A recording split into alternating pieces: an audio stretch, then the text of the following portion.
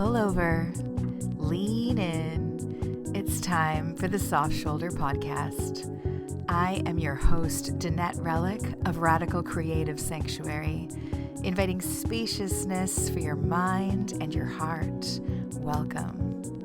I'm glad you're here. The Soft Shoulder is your time to slow down and fuel up on self-love support so you can make the most of your gorgeous life. Join me here. Everyone needs a soft shoulder.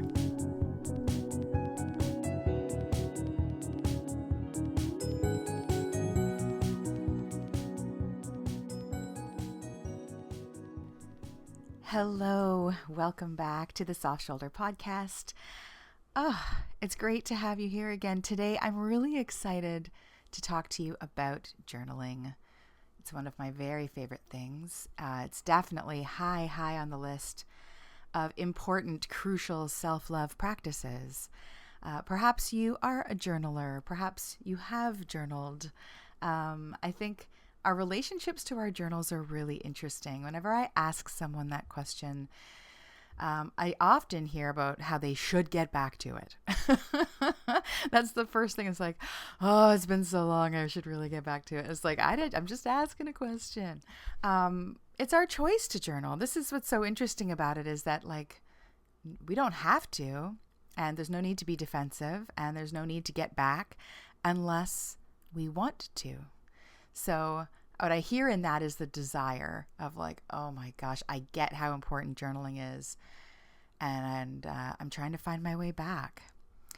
You know, I had a note here. I was like, let's, talk about why it's important to journal. And all I could think of for a while was, why not? I mean, one of the reasons to not journal. It's been such an important part of my life. Maybe some of you share that feeling of, when I was a small child, it was that idea of privacy. It was probably the very first idea of privacy. Those little books they would sell to focused, targeting young girls usually, and they'd have like a lock and key. That was so exciting as a young person when we really, for our own safety, we really don't have much privacy.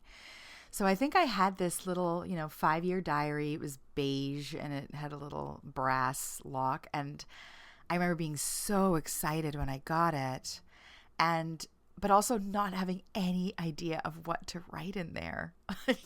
like, okay, now I've got this safe place. Like, what am I supposed to write? What do I want to write? I had no idea. Eventually I got there. But yeah, it's that I think that there's something magical about this idea that our minds are private, and it's one of the only spaces we can go into our thoughts. We can know ourselves, know what we're vulnerable to. We can sort things out and form our identity. It's very important to have that space. Especially, of course, in this day and age, in the age of social media that we're in, we're seeing and hearing and communicating, with a lot of voices all the time.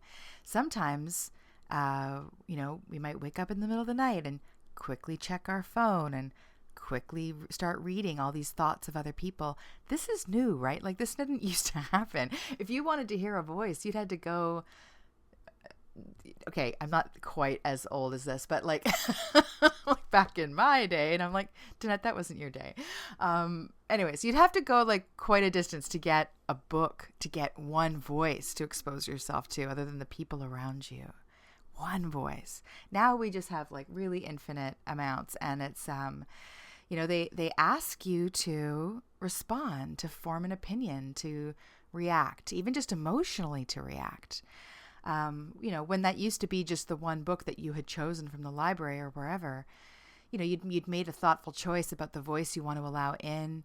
You're taking each page at a time. You're noticing how you feel in response to this voice. You might close it, go away for a while, come back. I mean, it's a completely different pace that we're living in. So I think especially now, it's about finding our own voice before we're taking it into a really big social space, a big audience. I was thinking a lot about reaction and response, and just that idea that, when I wake up or whenever I choose to get onto Instagram or check emails, I'm immediately having responses, right? Like I'm responding to the news, I'm responding to a friend, I'm responding to a client. Even before I've written anything, my mind sees it and is already in that process of thinking, processing, figuring it all out, drafting a reply. And especially as I've had a brain injury since February, I've been a lot more mindful about, because I have less ability to do this thinking, processing stuff. I have to be very careful about conserving energy and choosing what I'm allowing in. And I have to tell you that, I've thought about this. Years now, I've been reading about, as I'm sure many of you have been, the impact of being online and being in this reactive state. And I had, ideals about this is, my intuition was sensing, okay, there's some changes that need to be made. These are the changes that need to be made. I know I feel more peaceful and more in touch with myself and my creativity when I scale back or have different times of the day when I'm interacting online. And especially now with this injury, it's been it's really bringing it to the forefront for me. So that's a gift, definitely, in this healing story. But when I was thinking about reacting and how it used to be, in big quotations, and today, it reminds me of, so a bunch of years ago, I was at my parents' place, and they've lived in the same home forever. And so that means they have a lot of toys. Our old toys. They have a lot of, they have a crawl space. So when you have a home, a family home, maybe some of you have this experience as well. You don't move, so you don't have to make those decisions about what you keep and what you don't keep. That starts to build and come later.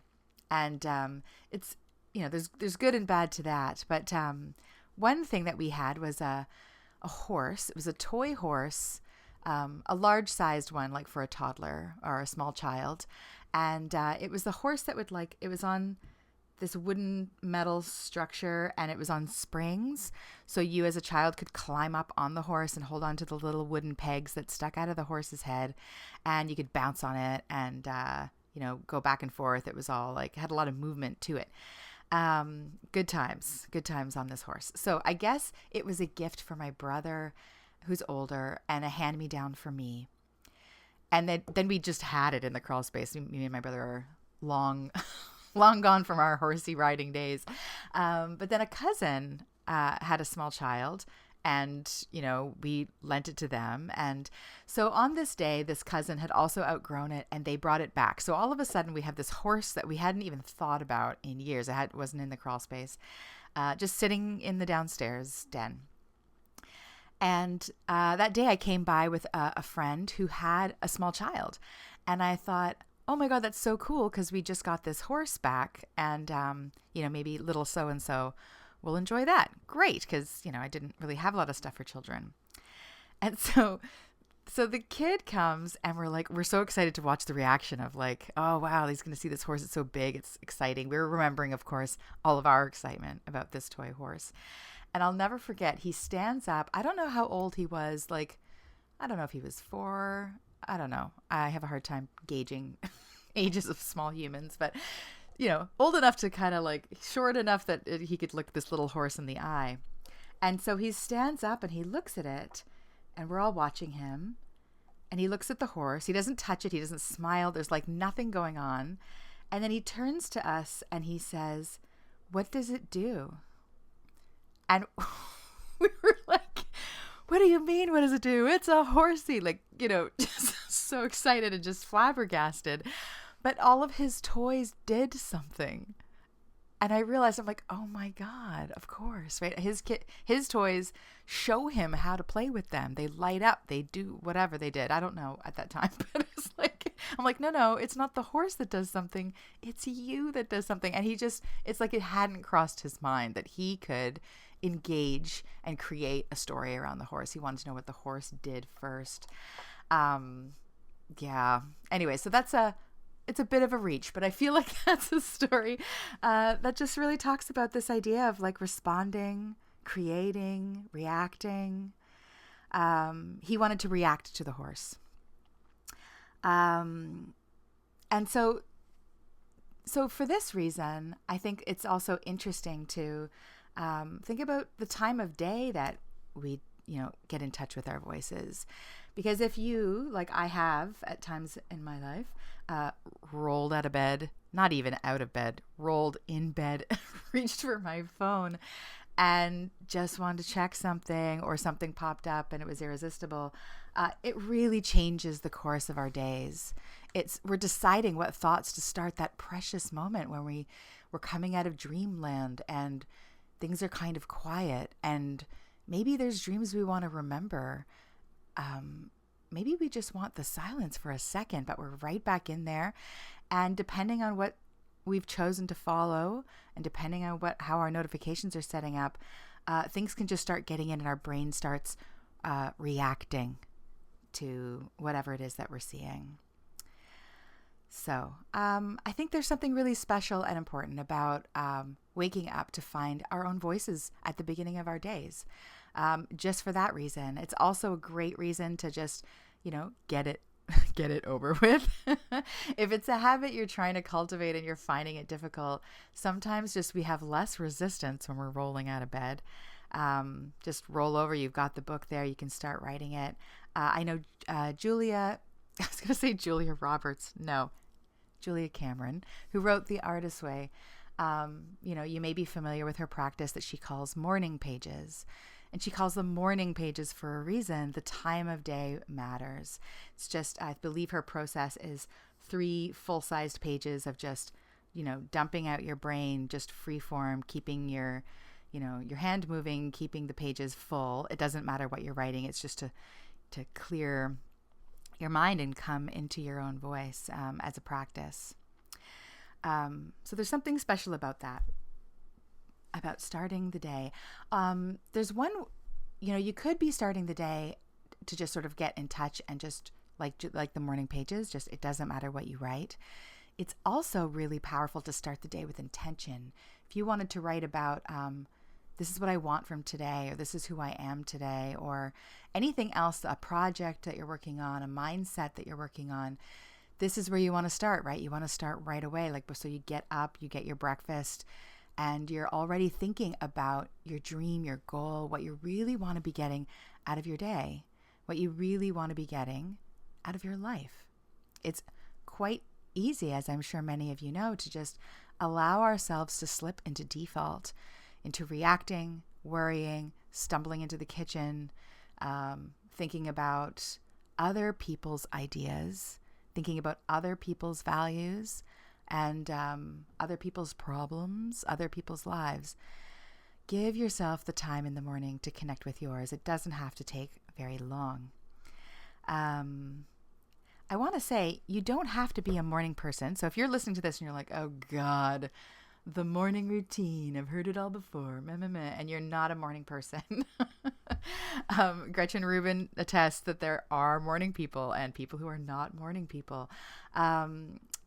It doesn't have to be like early in the morning. Basically, the idea of journaling in the morning is what I'm really asking is like, how do you want to start your day? However you start it. Maybe you wake up at 11 a.m. With just enough time to get to work or do whatever it is that you're doing. One page, one moment at whatever time you wake up. You don't have to be one of those people that wakes up at 6:30, goes for a jog, meditates, and has journal time. This can look however you want it to look. Think about it in terms of when you're coming to life for a new day, however that looks. Take that moment. Take a moment to connect with your voice. And also, it doesn't have to be every single day. I think it's really important that even if we're sharing a lot and we think that we're being personal when we're writing online. Perhaps you share quite personally and creatively on your Instagram account, for example. There's something really important about not having the audience. I remember thinking about reality TV when it was a new thing. And just this whole question of how real is that, and what's going on, and do we just forget that there's cameras around us at some point?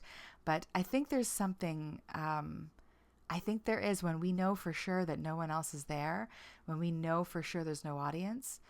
That's the way to find out, to be our own audience to ourselves, and to find our real voice. I want to say something else about that, because it's been coming up a lot lately, just in terms of being vulnerable and sharing. And Brene Brown, as I'm sure many of you know, if you don't know, just Google her name and videos and have a wonderful, wonderful time. Being vulnerable, she was asked, when is the difference between, when is it vulnerability to share a story, and when is it oversharing? And she speaks about how actually oversharing can be a weird way to mask vulnerability. And it's really interesting. She writes about that in Daring Greatly, her book, quite a lot. But she only shares things with the public. She doesn't tell stories or share vulnerabilities until she's worked through them with people that she loves. That's what she said about how she shares, because she definitely shares a lot of her life. And she studies vulnerability and courage and belonging. So I thought that was really interesting. She shares them only once she's sort of worked them through with people that she loves. Now imagine taking that a step deeper. This is what your journal's for, right? This is where you can work through your truth and your vulnerability and whatever's going on for you with the number one person that you love and trust. That's you, before you even take it with your friends and other loved ones. So there's something really beautiful about that. And that brings me to why this is a self-love practice. Why, having this relationship, this dialogue with yourself, yes, it clears your mind. There's so many great benefits, but it's also about forming this dialogue with your wife, spouse, husband, self-marriage person, however you want to call it. I often just refer to myself as my own wife. But whatever you want to call it, with you, with this number one, right? That's what this can be. So in the meantime, so your journal is a place where you can do that work. You can start getting to know yourself. You can start building trust without inviting comments, without editing your shame, without worrying about how it might sound. A journal is not where you tell the story. A journal is where you find the story. I think, I've heard people worry about what happens if someone finds their journal. And, I've stopped worrying about that. I can't control how people would react or not react to what I've written. But I think the real misconception, should you find someone else's journal, is that this is not an autobiography. This is not the truth. This is a playground. This is a sketch pad. This is a studio where we can work out our thoughts. Maybe we pour out the raw anger and grossness so that we can look at it and see what's actually true. We need a place to bring ourselves and bring our emotions.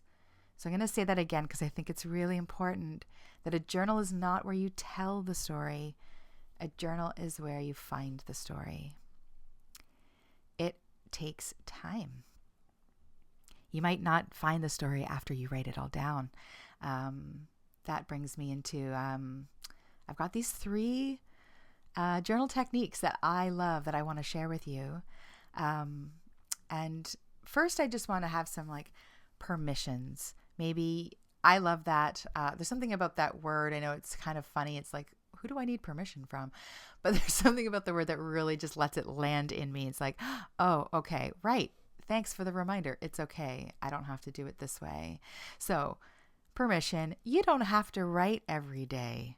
Okay. You don't. You can, but you don't have to. I think this huge misconception about, whether you're a person who journals or not is whether or not you're writing every day. Who decided that was the goal. It's such a personal practice. So don't let it derail you or make you feel like you're doing it wrong. There's no right way to journal. This is just something that you're doing for you.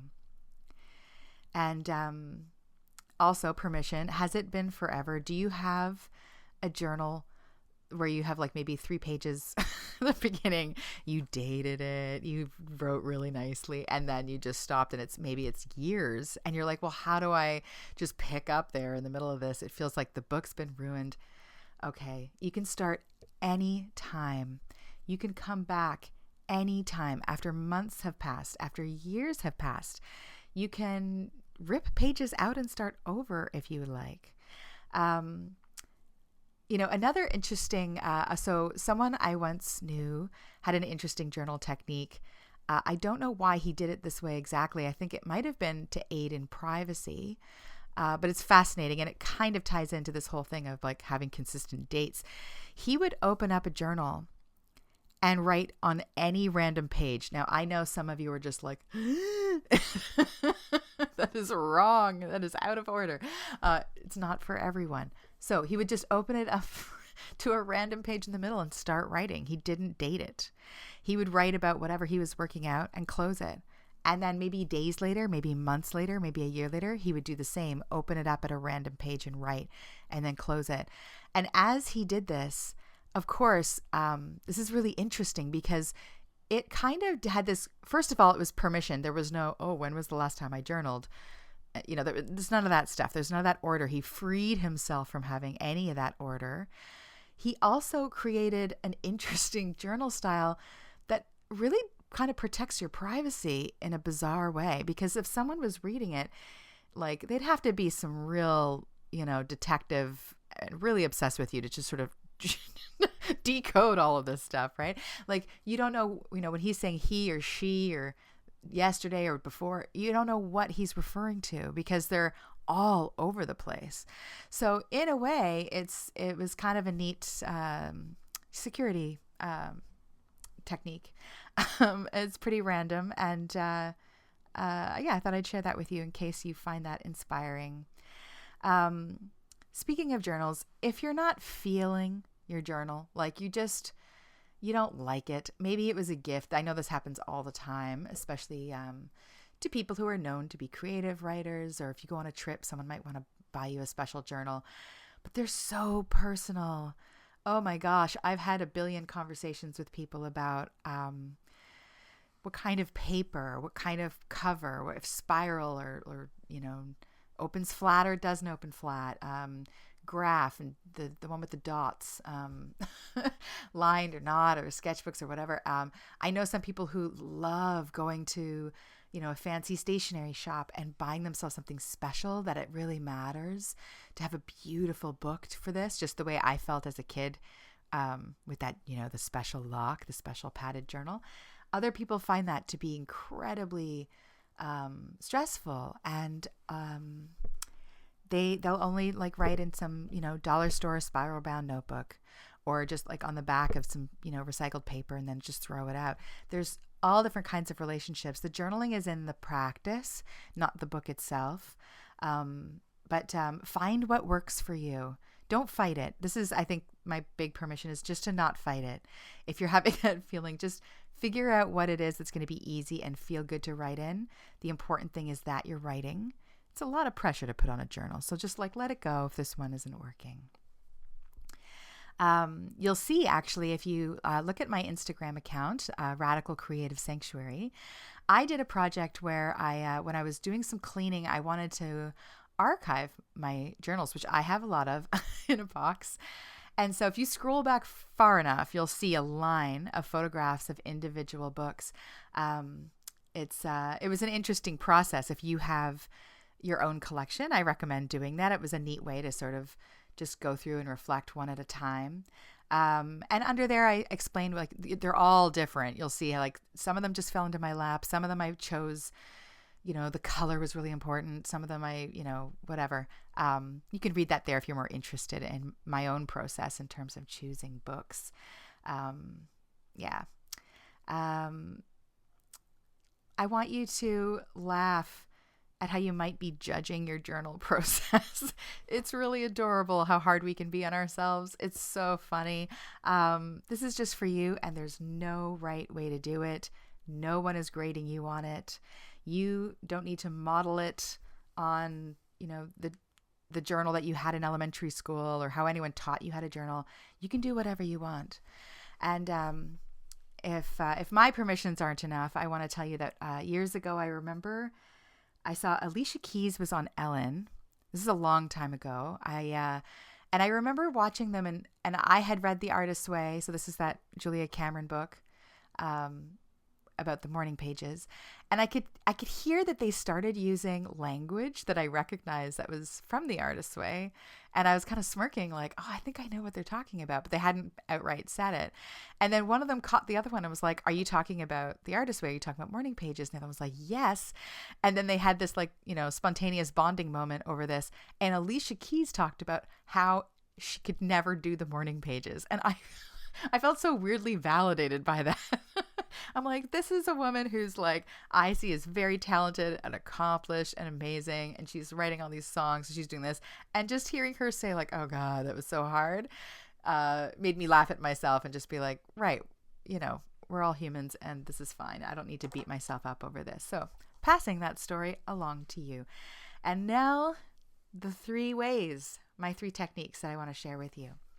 So the first one is overwhelm. When you're overwhelmed and you don't know how to get in. So this might be you right now. I call this love your miserable self because what I do is I just come to a fresh page. This is when I'm really close to burnout and really stressed and not sure where to start. Like, I don't even know where to start journaling, and I'm just feeling really overrun in my life and in my mind. I'll come to the page and I will draw a little self-portrait that like reflects how miserable and sad I feel. Now, I like to draw. If you don't like to draw, you can also draw like just a little stick person or just a simple, sad face. A little tornado also works. This some kind of symbol that is going to stand in for you at the center of this storm. Okay. It's fun though, Eve, no one's going to see this. So just drawing a really miserable self-portrait can be you could draw it with your non-dominant hand if you like. I put that in the middle, and all around it, I start writing the things that are on my mind, all the things, it's, some people will call that a brain dump. I like doing it this way where I'm at the center and I just put them in little bubbles or just, random words all around myself on the page. I write down my worries. I write down my fears. I write down all the icky feelings. I write down to-dos, things that I'm stressed about, just everything there. And then I stop and I look at it, and I think this is why the self-portrait in the center, the little sad, miserable face in the center, is helpful for me, because I see myself there and I see all of this around me, and then I can look, and once it's all out there, it becomes a lot more clear what's actually important, where to begin.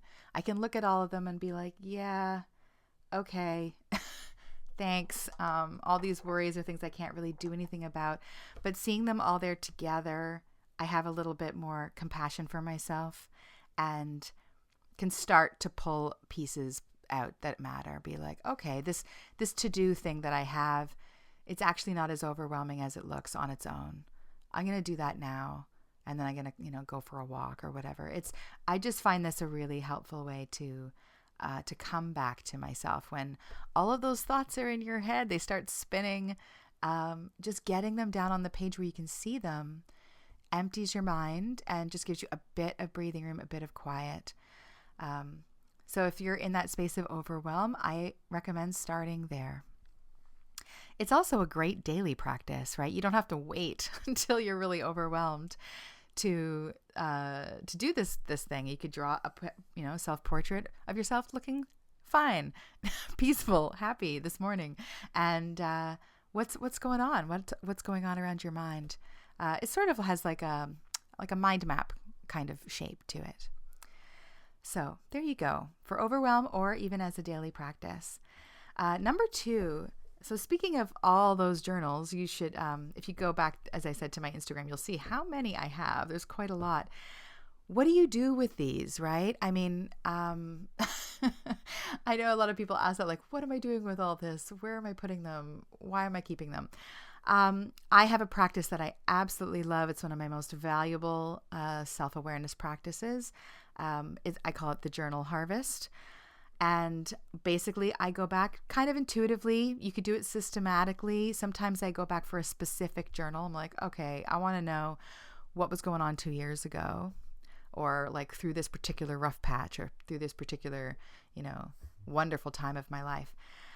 And I'll take my current journal out, and the one that I'm harvesting.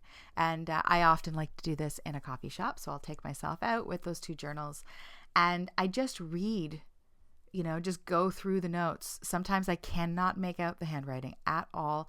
I read the notes that I wrote to myself. I read the things I was worried about. A lot of it I don't remember. A lot of it is like, wow, I was really upset about that. That seems like nothing now. So it gives you that great sense of perspective. Like the things you're worrying about today in 2 years, you're not even going to know like what the heck they were. But often what I find in there too is insights about what was important to me. It's often full of incredible wisdom. And I pull out any quotes or any ideas from there, and then I just do a little harvest in my new journal. I'll just write, journal harvest, whatever, and just allow them to to bring them back. What parts of your journals from the past do you want to bring into the present? This isn't necessarily about archiving and being accurate. This is about something that's resonating with you, a quote that you wrote down in an old journal, or just something that's important. It's a very intuitive process. Go with what you want right now, what's valuable right now, what you want to harvest right now. So this is like the fruits of your former writing that are going to nourish the present moment. Don't worry about all the things or judging all the things. Take what just immediately feels like a heck yes, okay, I'm doing this. I would love to hear if any of you already do this, and what you've noticed. What have you noticed comes up? Do you notice the same problems? Do you notice the same wisdom? What do you see that's repeated as you do this more and more? It's a wonderful thing to look at. It's also a great way of cultivating some self-trust, as we spoke about on a previous episode. Notice the consistencies. Notice where you are firmly planted in values or in a perspective. Something that you admire. I've found that too, where I've been working through a pattern, a negative pattern in my life, and I'll go back to harvest, and I'll see myself give myself the advice that I need now, but like years ago. And I'm like, wow, it's easy to beat myself up there, right? I could go, oh my God, I knew this then. Why have I kept this pattern going? Drop that if you notice yourself doing that, and acknowledge the wisdom that's been there all along. Just focus on that and tap into that, right? No like beating yourself up with no regrets. Be like, I knew this. I know this. And take that with you. Take that into your day. So the last one is journaling when you don't write, can't write. It's journaling without paper. It's journaling without a pen. I call it sound journaling. This is, you having a conversation with yourself. I use the recording app on my phone. I've been doing this for years now. Sometimes I've used them to record things to send to clients or to friends, but I most use that app for talking to me.